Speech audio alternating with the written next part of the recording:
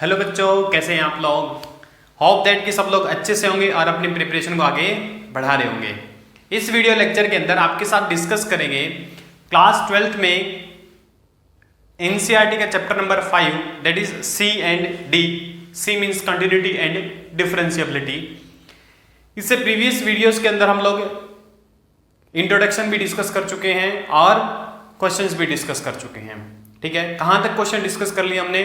24 number question तक हम discuss कर चुके हैं। इस वीडियो लेक्चर के अंदर 25 ऑनवर्ड हम लोग क्वेश्चन डिस्कस करेंगे।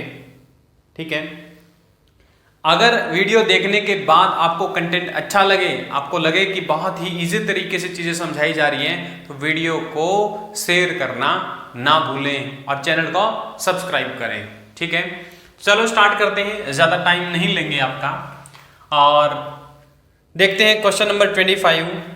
आप क्वेश्चन स्क्रीन पर देख पा रहे हैं। ठीक है, क्या कहता है 25th क्वेश्चन? ये कह रहा है एक फंक्शन है आपके पास में fx is equal to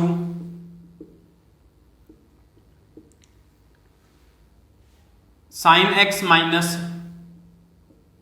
cos x. कब भाई? If x is not equal to 0 और -1 है इफ x इक्वल टू 0। ठीक है, ये बताना है कि ये फंक्शन कंटिन्यूअस है या नहीं। तो ऐसे फंक्शन को आप लोग प्रीवियस वीडियो के अंदर देख चुके होंगे कि हम किसी भी रियल नंबर के ऊपर डिस्कस करेंगे, एनी रियल नंबर c या फिर x कहें। ठीक है, क्या क्या पॉसिबिलिटी है भाई? या तो x की वैल्यू ग्रेटर देन 0, ठीक है, या x लेस देन 0, या फिर x क्या रहेगा? Equal to 0। तीन पार्ट में क्या कर देंगे, इसके डोमेन को स्प्लिट कर देंगे। कोई भी रियल नंबर होगा वो या तो 0 से बड़ा, 0 से छोटा या 0 के बराबर। जब x ग्रेटर देन 0 रहेगा तो आपका फंक्शन क्या रहेगा? Sine x minus cos x। ठीक है, तो आपको पता है कि साइन कंटिन्यूअस फंक्शन है, कॉस भी एक कंटिन्यूअस फंक्शन है पूरे की पूरी डोमेन के ऊपर। तो उन दोनों का डिफरेंस भी क्या होगा? Continuous function. Is a continuous function as sine x and cos x are continuous. जैसे भी आप लिखना चाहें लिख सकते हैं इस बात को। जब x की वैल्यू लेस देन 0 रहेगी, क्योंकि यहां देखो x not equal to 0 means x greater than 0 and x less than 0 दोनों के लिए ही फंक्शन की वैल्यू यहां से आती है। जब x लेस देन 0 रहेगा then what will be your function? Function is same sine x minus cos x। फिर से आप कहेंगे कि ये क्या है? कंटिन्यूअस फंक्शन है as it is difference of two continuous function. Next 0 पे बात करें तो 0 पे आप कंटिन्यूटी चेक करने जाएंगे तो सबसे पहले कंटिन्यूटी में क्या करते हैं? फंक्शनल वैल्यू एट 0 निकालते हैं। फंक्शनल वैल्यू एट 0 क्या है? जब x 0 है तो फंक्शन -1 देता है आंसर। ठीक है, सेकंड क्या करते हैं? आप लेफ्ट लिमिट और राइट लिमिट निकालते हैं, या फिर अगर पॉसिबल है तो डायरेक्ट लिमिट निकाल दो 0 के ऊपर। ठीक है, लिमिट एक्सटेंडिंग टू 0 f(x). यहां पर डायरेक्ट लिमिट निकालने में कोई दिक्कत नहीं है। Limit extending to 0 sine x minus cos x। x tending to 0, यहां पर 0 को अप्रोच करेगा x तो साइन x कहां चला जाएगा? साइन 0 पे माइनस ये चला जाएगा कॉस 0 पे। तो साइन 0 कितना होता है? 0 कॉस 0 इज 1, तो -1 आ जाएगा। यानी कि limit x tending to 0 f of x किसके बराबर हो जाएगा? -1 के बराबर। ये क्या है? देखो, जो हम लोग ये लिखते हैं ना, limit x tending to 0 positive fx, या फिर कोई नंबर ले लेते हैं a इज, और एक आप लिखते हैं limit x tending to a negative fx। ये आपकी लेफ्ट लिमिट होती है, ये राइट लिमिट होती है। अगर ये दोनों लिमिटिंग वैल्यू बराबर आ जाए, यानी कि a पॉजिटिव पे फंक्शन की लिमिट किसके बराबर आ जाए? Limit x tending to a negative fx। ठीक है, तो इसको क्या लिखा जाता है? कंबाइनली या फिर जॉइंटली कहें, एक साथ कहें, इसको ऐसा लिख सकते हैं limit x tending to a f of x। इसका मतलब यही होता है कि limit x tending to a f(x). Limit में आप पढ़ चुके हैं इस बात को क्लास 11th में, और डायरेक्ट लिमिट आप ऐसे कैलकुलेट कर सकते हैं। ठीक है, अगर डायरेक्ट लिमिट रखने पर कोई दिक्कत नहीं आ रही, फंक्शन के अंदर एक फाइनाइट वैल्यू आ रही है, तो आप डायरेक्ट लिमिट कैलकुलेट कर सकते हैं। तो यहां से आप क्या कहेंगे कि limit x tending to 0 f(x) किसके बराबर है, functional value at 0, this imply f(x) is continuous at x equal to 0। x equal to 0 पे भी फंक्शन कंटिन्यूअस है, लेस देन 0 पे भी कंटिन्यूअस है, ग्रेटर देन 0 पे भी कंटिन्यूअस है, तो आप क्या कहेंगे, f(x) is continuous for all x belongings to r। सारे के सारे रियल नंबर के लिए फंक्शन क्या है आपका, कंटिन्यूअस है। ठीक है, ये था आपका क्वेश्चन नंबर 25। नेक्स्ट चलते हैं क्वेश्चन 26 के पास। क्या कहता है क्वेश्चन 26?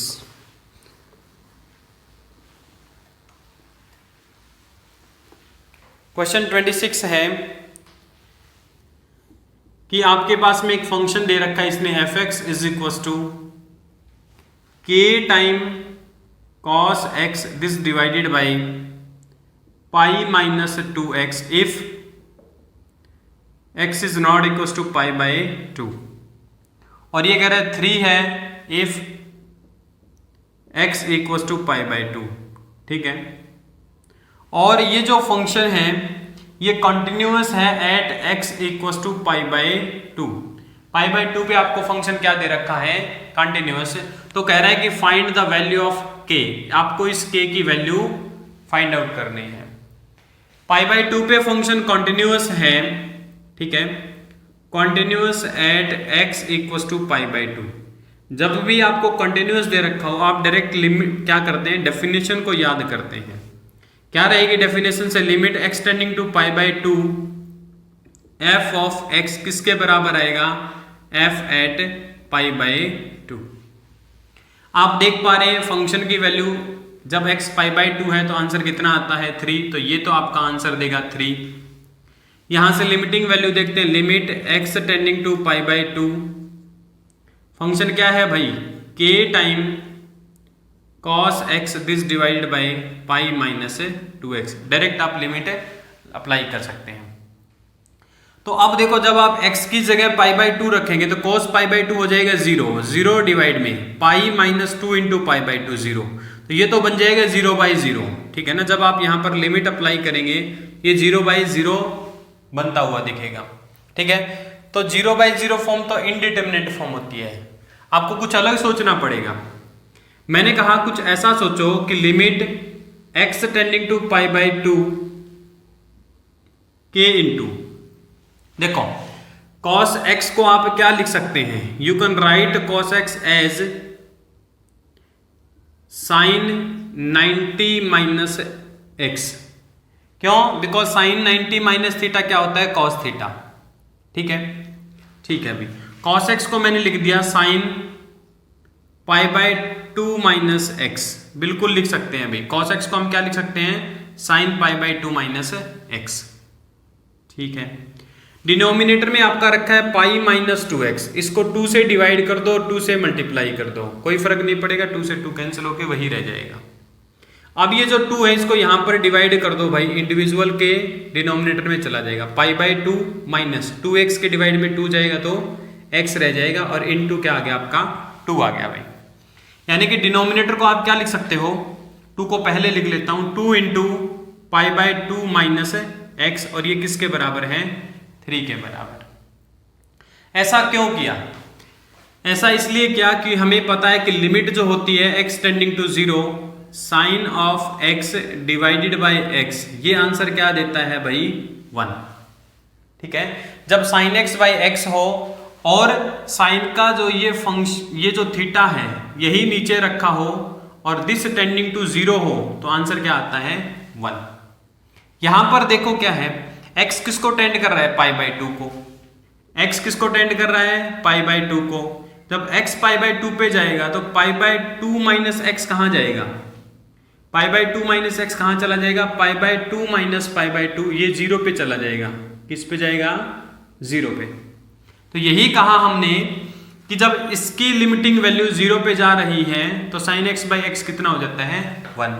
तो आप देख पा रहे कि पाई बाई 2 माइनस x की जब x tending to pi by 2 है तो दिस अप्रोचेस टू 0, और ये यहाँ क्या रखा है, सेम। यानी कि इसको आप ऐसा लिख सकते हैं k बाई 2 कॉन्स्टेंट है, लिमिट से बाहर आ जाएगा, limit x tending to pi by 2 sine of pi by 2 minus x this divided by pi by 2 minus x is equal to 3। ये जो लिमिट है ये क्या हो जाएगी, 1 हो जाएगी यूजिंग दिस रिजल्ट। ठीक है भाई। अगर फिर भी किसी बच्चे को कोई दिक्कत लग रही तो आप एक टाइम के लिए पाई बाय 2 माइनस एक्स को y मान लो। y मान लेंगे तो देखो, जब x tending to pi by 2 है, जब x tending to pi by 2 है तो y किसको टेंड करेगा भाई, पाई बाय 2 माइनस एक्स, यानी कि पाई बाय 2 माइनस पाई बाय 2 कहां पर चला जाएगा, 0 पे। तो y किस पे टेंड करेगा, 0 पे। तो आप इस लिमिट को कुछ ऐसा लिख सकते हैं कि limit y tending to 0 sine y upon y, तो ये कितना हो जाएगा, आंसर है 1। ठीक है, और कोई ऐसे डायरेक्ट समझ पाए तो बहुत अच्छी बात है भाई, वैसे भी आप समझ सकते हो। तो इसकी लिमिटिंग वैल्यू आपके पास में क्या आ जाएगी, 1 भाई। तो ये आपको मिल जाएगा k by 2 into 1 equals to 3, this imply k equals to 3 into 2, तो k की वैल्यू क्या आ जाएगी आपके पास में, 6। ठीक है, तो k आपके पास में क्या रहेगा, 6। यही आपको फाइंड आउट करना था, k की वैल्यू ही फाइंड आउट करनी थी। ठीक है बच्चों, बड़ा ही अच्छा क्वेश्चन है भाई, एक स्टैंडर्ड क्वेश्चन है। ठीक है, एक स्टैंडर्ड लिमिट को यूज करता है, limit x tending to 0 sine x by x को। नेक्स्ट चलते हैं क्वेश्चन नंबर 27 के पास। क्या कहता है क्वेश्चन 27, देखो भाई 27 में भी आपको k की वैल्यू निकालनी है। ये कह रहा है एक फंक्शन है f(x) is equal to kx square if x is less than equal to 2 and 3 if x is greater than 2, और कह रहा है ये जो फंक्शन है ना एट x इक्वल टू 2 के ऊपर क्या है, कॉन्टिन्यूअस है भाई। ठीक है ना, CTS है, कॉन्टिन्यूअस है at x equal to 2। Then कह रहा है find the value of k की वैल्यू आपको फाइंड आउट करनी है। अगर ये x इक्वल टू 2 पे कंटिन्यूअस है, continuous at x equal to 2, तो आप कंटिन्यूटी की डेफिनेशन लगाएंगे, limit x tending to 2, limit x tending to 2 f of x किसके बराबर आ जाएगा, फंक्शनल वैल्यू एट 2। अब देखो क्या खेल हो रहा है यहां पर ये खेल है कि 2 पे फंक्शन स्प्लिट है, 2 के राइट में तो ये नेचर है, 2 के लेफ्ट में ये नेचर, तो आप डायरेक्ट ये लिमिट को कैलकुलेट नहीं कर पाएंगे। ठीक है ना, आप सोच रहे होंगे कि सर कहीं तो पॉजिटिव वाली डेफिनेशन लगाते हैं, कहीं पर ये। जब फंक्शन का ड्यूल नेचर हो तब आपको लेफ्ट और राइट लिमिट के पास जाना ही पड़ेगा। यानी कि इसको फर्दर आप लिखेंगे कि limit x tending to 2 positive fx किसके बराबर भाई, limit x tending to 2 negative fx किसके बराबर, फंक्शनल वैल्यू एट 2। तो देखो फंक्शनल वैल्यू एट 2 आपको कौन देगा, यहां से इक्वल का साइन यहां है, तो k इंटू 2 का स्क्वायर क्या हो जाएगा, 4k हो जाएगा। ये लिमिट कैलकुलेट करने जाएंगे तो यहां फंक्शन का काम कौन करेगा, limit x tending to 2 negative, 2 के लेफ्ट में तो यही फंक्शन का काम करेगा kx स्क्वायर। 2 के राइट में फंक्शन देखो क्या आएगा, 2 के जस्ट बाद राइट में तो 3 आ जाएगा, fx की जगह क्या आएगा, 3। यहां पर लिमिट अप्लाई करेंगे तो कोई फर्क नहीं पड़ेगा, 3 आंसर आ जाएगा इज इक्वल टू, यहां पर x की जगह 2 रखेंगे तो 4k इक्वल टू 4k, ये तो आइडेंटिटी बन गई। तो यहां से आप क्या कहेंगे, 3 इक्वल टू 4k, इन दोनों को कंपेयर कर लो, तो यहां से आप k की वैल्यू निकाल देंगे 3/4, तो k आपके पास क्या आ जाएगा, 3/4 आ जाएगा भाई। ठीक है, क्वेश्चन नंबर 27 में k इज 3/4। नेक्स्ट चलते हैं भाई, देखो कितना सिंपल क्वेश्चन था, आपको खाली कंटिन्यूटी की डेफिनेशन का मीनिंग क्या है वो पता होना चाहिए। क्वेश्चन नंबर 28 देखो, ये कह रहा है एक फंक्शन है आपके पास में f(x) is equal to kx plus 1 if x is less than equal to 5 और 3x minus 5 if x is greater than 5। कह रहा find k if continuous at x equal to 5। फिर से फंक्शन का ड्यूल नेचर है तो आप क्या करेंगे, लेफ्ट राइट लिमिट का यूज करेंगे। Limit x tending to 5 positive f of x equals to limit x tending to 5 negative f of x equals to functional value at 5। Right limit में function कौन सा काम करेगा, 3x minus 5 limit x tending to 5 positive 3x minus 5 is equals to. Left limit में x 5 के left में होगा तो ये फंक्शन काम करेगा, limit x tending to 5 negative kx plus 1 is equal to.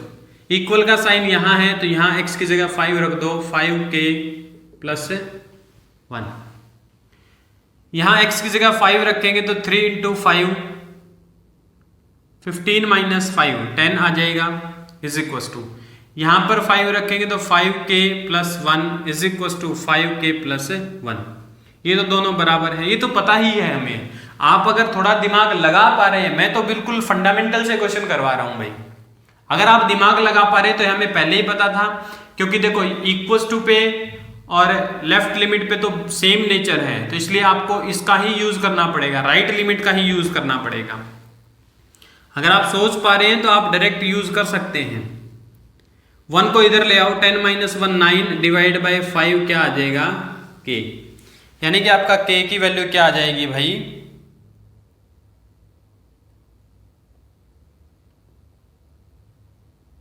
9/5। Actual में आई थिंक ये गड़बड़ हो गई भाई। ये हमारा क्वेश्चन नंबर 29 था, नॉट 28। This is your 29। ये 29 क्वेश्चन था, ठीक है। नेक्स्ट ले लेते हैं अभी 28 को, अब ले लेंगे। नेक्स्ट आपका क्वेश्चन रहेगा क्वेश्चन नंबर 28। सेम टाइप का क्वेश्चन है, वहां पर भी आपको एक पॉइंट के ऊपर कंटिन्यूटी दे रखी है, आपको k की वैल्यू फाइंड आउट करनी है भाई।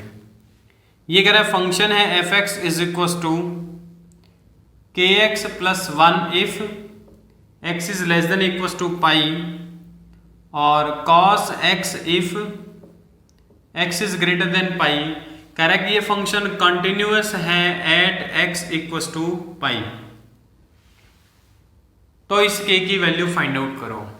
हमने कहा कंटिन्यूअस है तो इसकी जो लिमिटिंग वैल्यू रहेगी, limit x tending to pi positive fx, ये किसके बराबर रहेगा, limit x tending to pi negative fx। क्यों मैं लेफ्ट और राइट लिमिट का यूज कर रहा हूं, क्योंकि लेफ्ट और राइट में फंक्शन का नेचर क्या दे रखा है, अलग अलग दे रखा है, अलग अलग फंक्शन डिफाइन कर रहा है। Is equal to functional value at pi. Right में फंक्शन जब पाई के पॉजिटिव में जाएंगे तो cos x आएगा, limit x tending to pi positive, यहां cos x आएगा is equal to limit x tending to pi negative, pi के लेफ्ट में क्या आएगा, kx प्लस 1। किसके बराबर भाई, functional value at pi, equal का साइन यहां है तो k पाई प्लस 1। यहां x tending to pi, pi रखेंगे यहां cos पाई कितना हो जाएगा, -1। यहां पाई रखेंगे तो k pi plus 1 is equal to k pi plus 1। ये तो दोनों सेम है तो इन दोनों को यूज कर लेते हैं। यहां से आपके पास में k पाई प्लस 1 क्या आ जाएगा, -1। k pi is equal to -1 और -1 -2 हो जाएगा, तो k की वैल्यू आपके पास बच्चों आ जाएगी -2/5, -2/पाई, नॉट 5 पाई, ठीक है। होप कि आप लोग भाई एंजॉय कर रहे हैं, कंटिन्यूटी एंड डिफरेंशिएबिलिटी को बहुत अच्छे से एंजॉय कर रहे हैं, ठीक है। और अगर आप रियल में एंजॉय कर रहे हैं तो चैनल को सब्सक्राइब जरूर करें और शेयर करना ना भूलें भाई। एक लाइक भी बनता है बॉस, ठीक है, एक लाइक भी बनता है, थोड़ा मोटिवेशन मुझे भी मिलता रहे भाई, ठीक है ना। मोटिवेशन मिलेगा तो आपके लिए अच्छा अच्छा कंटेंट लेके आऊँगा, और जितना आप शेयर करेंगे, सब्सक्राइब करेंगे, बिल्कुल आपको लाइव पढ़ाऊँगा भाई। क्वेश्चन 30 देखो क्या कहता है, ये कह रहा है फाइंड a एंड b। आपको a और b की वैल्यू फाइंड आउट करनी है भाई। आप देख पा रहे हैं स्क्रीन के ऊपर आपको फंक्शन दे रखा है, फंक्शन क्या है, वैल्यू रखता है 5, कब भाई? जब x क्या है लेस देन इक्वल टू 2, और ax प्लस b है कब भाई? जब x क्या है greater than 2 and less then 10, और थर्ड कह रहा 21 है जब x की value greater than equal to 10 है। और इसने कहा कि ये क्या है, ये कंटिन्यूअस फंक्शन है। क्या है ये?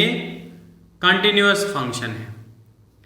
अगर ये कंटिन्यूअस फंक्शन है इट मीन्स हर एक रियल नंबर के ऊपर कंटिन्यूअस है, मीन्स जिन पॉइंट के ऊपर ये फंक्शन अपना नेचर चेंज कर रहा है उनके ऊपर भी क्या रहेगा? कंटिन्यूअस रहेगा। और यही यहां पर हिंट होती है, ठीक है ना, क्योंकि अगर आप खाली इसको यूज करना चाहेंगे तो 2 के लेफ्ट में तो हमेशा 5 रहेगा, कोई काम का नहीं, कहां से a और b की वैल्यू दे देगा। तो आपको कहां पर यूज करनी है अभी कंटिन्यूटी? 2 और 10 के ऊपर। Continuous at x equal to 2। दूसरी बात ये कहां पर रहेगा? Continuous at x equal to 10। देखो कंटिन्यूअस तो ये हमेशा है, हमेशा कंटिन्यूअस है, लेकिन आपकी हेल्प कौन करेगा a और b को फाइंड आउट करने में? ये वाला पॉइंट जहां पर ये फंक्शन अपना नेचर चेंज कर रहा है। Continuous at x equal to 2, इसकी डेफिनेशन जब आप लिखेंगे तो आप कहेंगे कि limit x tending to 2 positive fx is equal to limit x tending to 2 negative fx किसके बराबर आ जाएगा? Functional value eight 2। सेम काम आप 10 के लिए करेंगे कि limit x tending to 10 positive fx is equal to limit x tending to 10 negative fx is equal to functional value at 10 है। फंक्शनल वैल्यू एट 2, देखो इक्वल का साइन कहां है? यहां पर है, तो f ऑफ 2 पे कौन देगा आंसर? ये देगा। आंसर कितना आ जाएगा? 5। 2 के नेगेटिव में 5 ही रहेगा। Limit x tending to 2 negative, ये फंक्शन का काम कौन करेगा? 5 ही करेगा। 2 के राइट में भाई, 2 के राइट में 2 से थोड़ा सा आगे बढ़े तो 2 से आगे बढ़ते ही फंक्शन का नेचर ये डिसाइड करता है, कौन? ax plus b। यहां पर लिमिट x टेंडिंग टू 2 करेंगे तो ये क्या आ जाएगा? 2a, x की जगह 2 रख दिया, 2a plus b equal to यहां से 5 आएगा और यहां से भी 5 आएगा, तो एक बार 5 मैं लिख लेता हूं। एक इक्वेशन आपको मिल गई भाई। दूसरी इक्वेशन यहां पर 2 पॉइंट फाइंड आउट करने हैं आपको, a और b, 2 कांस्टेंट फाइंड आउट करने हैं, तो 2 इक्वेशन बिल्कुल बनानी पड़ेगी। और 2 इक्वेशन बनाने के लिए ये 2 पॉइंट आपको क्या दे रखे हैं भाई? यहां पर हिंट दे रखे हैं। यहां देखो 10 के पॉजिटिव में फंक्शन क्या है? 21 है। 10 के पॉजिटिव में फंक्शन क्या है? 21 है। तो limit x tending to 10 positive यहां आएगा 21 is equal to limit x tending to 10 negative, 10 के नेगेटिव में 10 के थोड़ा सा पीछे जाते ही इधर आएगा तो ax plus b is equal to functional value at 10, equal का साइन यहां पर है भाई, तो 21। यहां पर लिमिट पुट करेंगे तो कोई इफेक्ट नहीं पड़ेगा, 21 ही आ जाएगा। x की जगह 10 पुट कर दो, 10a plus b is equal to 21। ये तो दोनों सेम हो गए, तो आप इसको यूज कर लो भाई, किसको? 21 equal to 10a plus b। तो आपको सेकेंड इक्वेशन क्या मिल जाएगी? 21 equal to 10a plus b। 2 equation मिल चुकी है, 2 वेरिएबल है, आप बिल्कुल सॉल्व कर सकते हैं। यहां देखो, यहां पर भी b है, वहां पर b है। आप क्या करो? सेकंड माइनस फर्स्ट कर दो। सेकंड माइनस फर्स्ट करेंगे तो 21 में से 5 माइनस होगा तो ये तो हो जाएगा 16, ठीक है। 10a प्लस b में से 2a प्लस b माइनस होगा, b से b कैंसिल होके 10a माइनस 2a 8a रह जाएगा, यानी कि यहां से a की वैल्यू क्या आ जाएगी? 16/8, a आ जाएगा आपके पास 2। a की वैल्यू यहां रख देते हैं, यहां रखेंगे तो 2 into 2 plus b equal to 5, तो b की वैल्यू आपके पास में आ जाएगी 5 माइनस 4 इक्वल टू 1, तो b आपके पास क्या आ जाएगा? 1 और a क्या रहेगा? 2, ठीक है।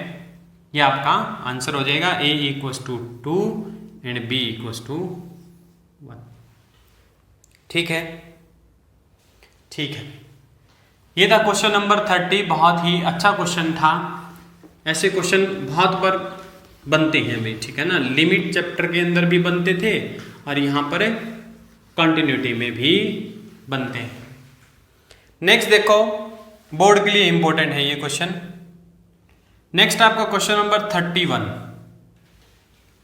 नेक्स्ट क्या है, क्वेश्चन नंबर है 31। ये कह रहा है show that the function defined by f x is equal to cos x square. ये फंक्शन कंटिन्यूस, आपको ये प्रूव करना है। इस क्वेश्चन को प्रूव करने से पहले मैं आपको एक और रिजल्ट प्रूव करवाना चाहूंगा। क्या वो रिजल्ट है भाई, कि अगर दो फंक्शन है, एक f है और एक g है, आप जानते हैं कि इन फंक्शन की कंपोजिशन से क्या मतलब होता है। एफ ओ जी, फॉग कहते हैं जिसको, और गॉफ, जी ओ एफ। ठीक है, फॉग या गॉफ क्या है, composition of the function F and G. ठीक है, देखो भाई ये रिजल्ट क्या कहता है, क्या रिजल्ट है, आप इसको अपने साथ रखें। अगर आपके पास एक फंक्शन है g विच इज कंटिन्यूअस, ठीक है, continuous at x equal to c। ठीक है, gx क्या है, एक पॉइंट c के ऊपर कंटिन्यूअस है, और एक फंक्शन fx है जो कि कंटिन्यूअस है at x equal to g at c, then their composition f of gx is also continuous at x equals to c भाई। ठीक है, उन दोनों की कंपोजिशन, यानी कि ये फंक्शन c पे कंटिन्यूअस और इसकी जो वैल्यू आएगी c के ऊपर, उसके ऊपर f कंटिन्यूअस है, तो देन डेफिनेटली उनकी कंपोजिशन भी क्या रहेगी, c के ऊपर कंटिन्यूअस रहेगी। आप बहुत इजीली इसको प्रूव भी कर सकते हैं। कैसे प्रूव करेंगे भाई, देखो gx क्या है, कंटिन्यूअस है at x equal to c। इसका क्या मतलब है, इसका मतलब ये कि limit x tending to c g of x किसके बराबर है, g एट c के बराबर। ठीक है, बिकॉज आपको g क्या गिवन है, कंटिन्यूअस गिवन है एट c। आपको गिवन है कि fx कंटिन्यूअस है कहां पर भाई, एट g एट c। इसका मतलब क्या है कि limit x tending to g c f of x किसके बराबर रहेगा, f of g c, function की वैल्यू जी सी के ऊपर। ठीक है, हमें प्रूव करना है कि टू प्रूव, क्या प्रूव करना है, f of g at x is continuous at x equal to c। इसके लिए क्या प्रूव करना है, दैट इज आपको ये प्रूव करना है कि limit x tending to c f of g x किसके बराबर है, फॉग एट c के बराबर। इसको लेके चलते हैं अभी। ठीक है, इसको आपने इवैल्यूएट करने की कोशिश की। अब देखो, क्योंकि ये कंटिन्यूअस फंक्शन है, ये कंटिन्यूअस फंक्शन है, limit x tending to c, इसको क्या लिख सकते हैं आप, फॉग को f of g of x। ठीक है, दिस वन इक्वल टू, हम इसको लेके चल रहे हैं, इसको इक्वल प्रूव कर देंगे, दिस वन इक्वल टू, ये क्या हो जाएगा, f of limit x tending to c g of x भाई। और gx के ऊपर जब limit x tending to c है तो वो कहां चला जाता है, gc के ऊपर, यानी कि ये क्या हो जाएगा, f ऑफ जी सी। तो ये बन गया आपका f एट जी सी। इसको फर्दर क्या लिख सकते हैं, f of g at c। यही हमें प्रूव करना था। तो यानी कि अगर दो फंक्शन कंटिन्यूअस हैं तो उनकी कंपोजिशन भी क्या रहेगी, कंटिन्यूअस रहेगी भाई। अब आप सोच रहे होंगे कि f की कंटिन्यूटी का कहाँ यूज किया भाई, तो ये जो लिमिट अंदर शिफ्ट हुई है ना, ये f की कंटिन्यूटी की वजह से ही हुई है भाई। तो ये यहां पर f की कंटिन्यूटी का यूज किया गया है। तो आज के बाद आप अपने साथ एक रिजल्ट रखना कि अगर दो फंक्शन कंटिन्यूअस हैं, एक फंक्शन f है, एक फंक्शन g है, अगर वो कंटिन्यूअस है तो उनकी कंपोजिशन भी क्या रहेगी, कंटिन्यूअस रहेगी भाई। ठीक है बच्चों, अब देखते हैं क्वेश्चन नंबर 31। क्या दे रखा है आपको, cos ऑफ एक्स स्क्वायर। ठीक, मैंने कहा कि एक फंक्शन ले लेते हैं एच एक्स ले लिया हमने एक्स स्क्वायर। आपको पता है कि एक्स स्क्वायर का ग्राफ जो बनेगा कुछ ऐसा बनेगा, ठीक है, क्लास 10th में खूब पढ़ लिया हमने। तो ये ऑलवेज कंटिन्यूअस होता है, ठीक है, हर एक रियल नंबर के लिए कंटिन्यूअस है। एक फंक्शन ले लेता हूं मैं G x is equal to cos x, ठीक है, ये भी क्या है, कंटिन्यूअस है। आप क्या कहेंगे, h x and g x both are continuous functions, दोनों क्या है, कंटिन्यूअस फंक्शंस हैं।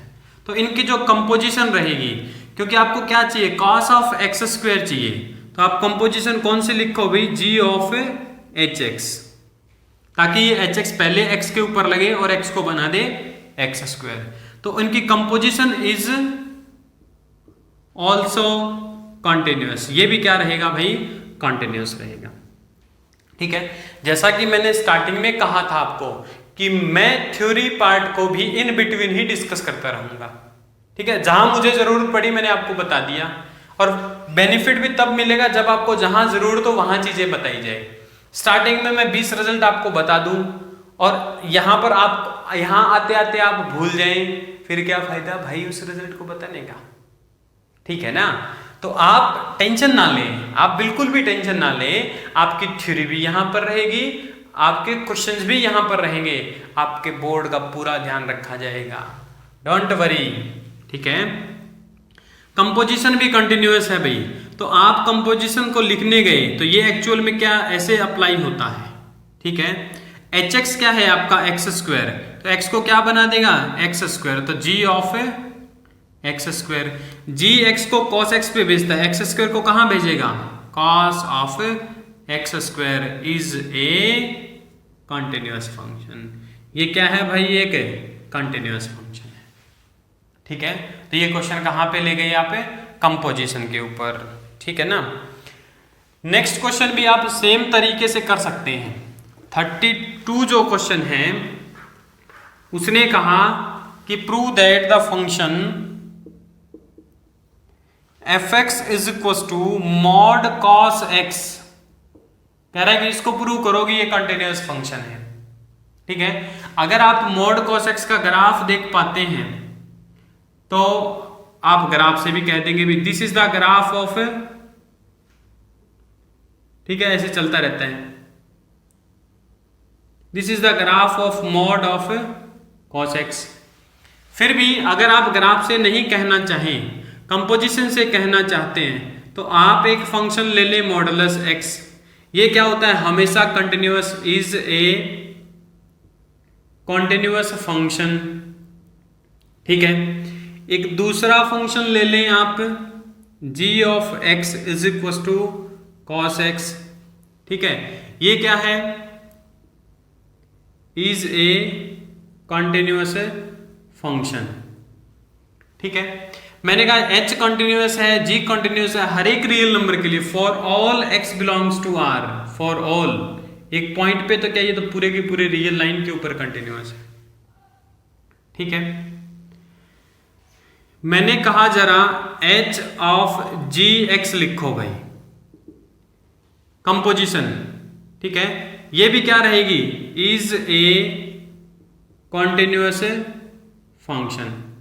आप ध्यान रखना कि आपका जो फंक्शन है वो गोफ से बनेगा या फोक से बनेगा या HOG से बनेगा, GOH से बनेगा, वो आपको ध्यान रखना है भाई, ठीक है। वो आपको क्वेश्चन देख के लिखना पड़ेगा। आपने कहा इसमें क्या होगा, ये ऐसे लिखा जाता है GH of GX is equal to, यानी कि GX को कहां लेके जाता है, cos x पे, ये लो भाई, H के यहां पर जो मिलता है वो उसका मॉडुलस लगा के दे देता है, यानी कि ये क्या करेगा, इसको बना देगा मॉड ऑफ cos x, ठीक है। यानी कि आपके पास में h ऑफ gx क्या फंक्शन मिला, mod of cos x is a continuous function as it is composition. क्या है ये, कंपोजिशन है किसकी भाई, टू कंटिन्यूअस फंक्शंस की, ठीक है। ये क्या है, कंपोजिशन है टू कंटिन्यूअस फंक्शंस की, ठीक है। अगर दो फंक्शन कंटिन्यूअस है तो उनकी कंपोजिशन भी क्या रहती है, कंटिन्यूअस रहती है, इसलिए ये भी क्या हो गया, कंटिन्यूअस। ठीक है, तो देखो कंपोजिशन का यूज करके कितना इजिली आपने इसको प्रूव कर दिया। अगर किसी बच्चे को ग्राफ नहीं भी ध्यान है तो वो यूजिंग कंपोजिशन इसको बहुत अच्छे से प्रूव कर सकता है भाई। ठीक है, नेक्स्ट देखो, नेक्स्ट है क्वेश्चन नंबर 33। स्क्रीन पर आप देख पा रहे हैं क्वेश्चन 33। ये कह रहा प्रूव करो कि साइन ऑफ मॉड एक्स, ये फंक्शन भी कंटिन्यूअस है, साइन मॉड एक्स को। तो सेम तरीके का क्वेश्चन है भाई। देखो आप एच एक्स ले लो, एक तो मॉडुलस एक्स, और एक ले लो आप जी एक्स साइन एक्स। ठीक है, आप कहेंगे कि ये क्या है, इज ए कॉन्टिन्यूअस फंक्शन। किसके लिए भाई, for all x belongs to R. ये भी क्या है, continuous function for all x belongs to R. तो इनकी जो कंपोजिशन बनेगी, अब आपको ध्यान से देखना कि इसकी कंपोजिशन क्या बनेगी। अगर आप एच ओ जी लिखते हैं, ठीक है, और एक आप लिखते हैं जी ऑफ एच, एक्चुअल में ये दोनों कंपोजिशन ही क्या रहेंगी भाई, कंटिन्यूअस। इससे देखो क्या फंक्शन बनेगा, ये बनेगा h of g x. G x x को कहां लेके जाता है, साइन एक्स पे, तो h of sine x. H अपने एक्स का क्या करता है, मॉडुलस लगा के देता, तो ये बन गया मोड साइन एक्स। तो अगर मोड साइन एक्स को प्रूव करना होता तो आप लिखते एच ऑफ जी। ठीक है, अब आपको दूसरा प्रूव करना है, इसको देखो जरा, H G of H x. ठीक है, एच एक्स अपने एक्स को कहां लेके जाता है, मॉड एक्स पे, तो ये बन जाएगा जी ऑफ मॉड एक्स। जी अपने एक्स को कहां लिखता है, साइन के साथ एक्स लगा देता है, साइन ऑफ मॉड एक्स में। ठीक है, अगर इसको प्रूव करना होता तो आप एच ऑफ जी लिखते, साइन मॉड एक्स को प्रूव करना है तो आप क्या लिखो, जी ऑफ एच। तो देखो एक ही साथ दो क्वेश्चन आपको प्रूव करवा दिए। ठीक है बच्चों, नेक्स्ट चलते हैं। नेक्स्ट है क्वेश्चन 34, मोस्ट इंपॉर्टेंट क्वेश्चन भाई। 34 इज द इंपॉर्टेंट क्वेश्चन। क्या है क्वेश्चन 34? ये कह रहा है कि find all the point of discontinuity of the function f x is equal to mod x minus mod x plus 1। देखो भाई, हम क्या कहेंगे, आप चाहें तो इसको भाई फंक्शन को बिल्कुल एक्सप्लिसिट फॉर्म में लिख के वहां से भी कर सकते हैं। ठीक है, लेकिन मैं चाहूंगा कि आपको इसको कंपोजिशन से करवाऊं। मैंने कहा एक फंक्शन ले लो आप H x is equal to x, एक फंक्शन ले लो आप G x is equal to mod x. ठीक है, दूसरा फंक्शन ले लो, एक फंक्शन ले लो आर एक्स एक्स प्लस 1। ठीक है, दूसरा फंक्शन यही ले लो जी एक्स ही। ठीक है, ये क्या है, दोनों कंटिन्यूअस है, ये दोनों क्या है, कंटिन्यूअस फंक्शंस। किसके लिए भाई, for all x belongs to R, और ये भी क्या है, continuous function for all x belongs to R. अगर ये दोनों कंटिन्यूअस है तो इनकी कंपोजिशन भी क्या रहेगी, कंटिन्यूअस रहेगी। तो मैंने कहा कि जरा ये लिखो भाई, जी ऑफ एच एक्स। ठीक है, इवन इसमें तो लिखने की जरूरत नहीं है क्योंकि ये तो खाली हमने क्या ले लिया, ये कंटिन्यूअस फंक्शन हमें पता ही है, इसको लिखना रह गया। तो आप जी ऑफ एच एक्स मत लिखो, आप जी ऑफ आर एक्स लिखो, क्योंकि ये तो हमें पता ही चल गया कंटिन्यूअस फंक्शन है। जी ऑफ आर एक्स लिखने जाएंगे तो ये क्या आएगा, G of R x. R x को कहां लेके जाता है, एक्स प्लस 1 पे, यानी ये हो जाएगा एक्स प्लस 1। जी अपने एक्स को कहां लेके जाता है, मॉडुलस बना देता है। ठीक है ना, क्या बना देता है, मॉडुलस। तो ये आ जाएगा मॉडुलस एक्स प्लस 1, यानी कि ये क्या आ गया भाई, दिस वन। ये भी एक continuous function as it is composition of two continuous functions. ये क्या है, दो कंटिन्यूअस फंक्शंस की कंपोजिशन है। ठीक है, अब देखो ध्यान से, अब आपके पास में दो फंक्शन है, एक फंक्शन है जी एक्स और एक फंक्शन है जी ऑफ आर एक्स। दोनों कंटिन्यूअस हैं भाई, ये दोनों क्या हैं, कंटिन्यूअस फंक्शंस हैं। ठीक है, अगर ये फंक्शन कंटिन्यूअस है तो क्या मैं ये नहीं कह सकता कि fx जो है, fx क्या है, G x minus G of R x, ठीक है, is continuous as G x and G of R x both are continuous. दोनों क्या है, कॉन्टिन्यूअस है। दोनों कॉन्टिन्यूअस है तो इनका डिफरेंस भी कॉन्टिन्यूअस रहेगा। ये क्या बन जाएगा, मोड x, और ये क्या बन जाएगा, x प्लस 1। तो f x is equal to this is a continuous function. ठीक है भाई, एक तरीका तो ये रहेगा कि आप यूजिंग कंपोजिशन प्रूव करें। दूसरा तरीका मैं आपको बताता हूं, आप सेल्फ ट्राई करेंगे भाई।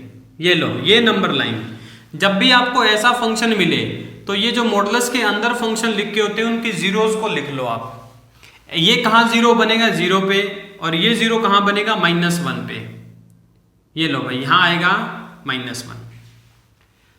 देखो, जब यहां पर आप कोई x चूज करेंगे तो उस केस में तो ये क्या, ये भी पॉजिटिव खुलेगा और ये भी पॉजिटिव खुलेगा, क्योंकि अपने राइट में ये दोनों क्या करते हैं, पॉजिटिव खुलते हैं। तो यहां ये फंक्शन क्या बनेगा एक्चुअल में, x minus x plus 1। Zero से नीचे जब x की वैल्यू 0 से नीचे लेंगे तो ये तो नेगेटिव खुलेगा, यानी कि विद नेगेटिव साइन। और ये क्या है, अब भी अपनी वैल्यू के राइट में है, तो ये एज इट इज खुलेगा, यानी कि ये x प्लस 1 की तरह खुलेगा। ठीक है, -1 के लेफ्ट में दोनों नेगेटिव खुलेंगे, -x, और ये नेगेटिव साइन के साथ यहाँ क्या आ जाएगा, +x प्लस 1। ये कटा भाई, तो यहां तो फंक्शन का काम कौन करेगा, 1। यहां फंक्शन का काम कौन करेगा, -2x प्लस -2x -1, और यहां आपका फंक्शन क्या आ जाएगा, -1 भाई। यानी कि एक्चुअल में आप इस फंक्शन को ऐसे लिख सकते हैं, कैसे कि एक तो क्या रहे, x लेस देन 0, एक आपका क्या रहेगा, x की value greater than equal to 0, no, x is less than -1, greater than equal to -1 and less than equal to 0, और एक रहेगा x की वैल्यू ग्रेटर देन 0। जब आपका x ग्रेटर देन 0 रहेगा, ठीक है, x ग्रेटर देन 0 तो फंक्शन क्या है, -1 और 0 के बीच में तो फंक्शन क्या खुलेगा, -2x -1, और जब -1 से पीछे की तरफ है फंक्शन, आपका क्या है, फंक्शन 1 है। ठीक है, वैल्यू क्या आएगी आपके फंक्शन की, 1। तो यहां से भी आप कह सकते हैं कि जब x लेस देन 1 है तो constant function, x greater than 0 तो कांस्टेंट फंक्शन, खाली -1 और 0 पे चेक कर देना, आपका फंक्शन क्या हो जाएगा, कंटिन्यूअस प्रूव हो जाएगा। ठीक है, -1 पे बिल्कुल कंटिन्यूअस हो जाएगा, भी 0 पे बिल्कुल कंटिन्यूअस हो जाएगा, तो ये फंक्शन क्या हो जाएगा, पूरी की पूरी रियल लाइन के ऊपर कंटिन्यूअस हो जाएगा। अगर आप कंपोजिशन में अपने को कंफर्ट नहीं फील करते हैं तो आपका फंक्शन थोड़ा स्ट्रॉन्ग होना चाहिए। ये चीजें हमने फंक्शन चैप्टर में डिस्कस की थी। अगर किसी को नहीं समझ में आ रही ये चीजें कि कैसे स्प्लिट कर रहे हैं तो वो फंक्शन चैप्टर की वीडियोस जरूर देखें भाई। ठीक है, तो ये आपको फंक्शन चैप्टर से चीजें समझ में आएंगी कि कैसे फंक्शन ऐसे स्प्लिट हो रहा है। ठीक है, तो ये था आपका क्वेश्चन नंबर 34। ठीक है, ठीक है बच्चों, अगर आपको लेक्चर अच्छा लगा हो तो चैनल को सब्सक्राइब करें, शेयर करें, ताकि हम जल्दी से जल्द लाइव इंटरेक्शन कर पाएं। ठीक है, thank you, have a nice day.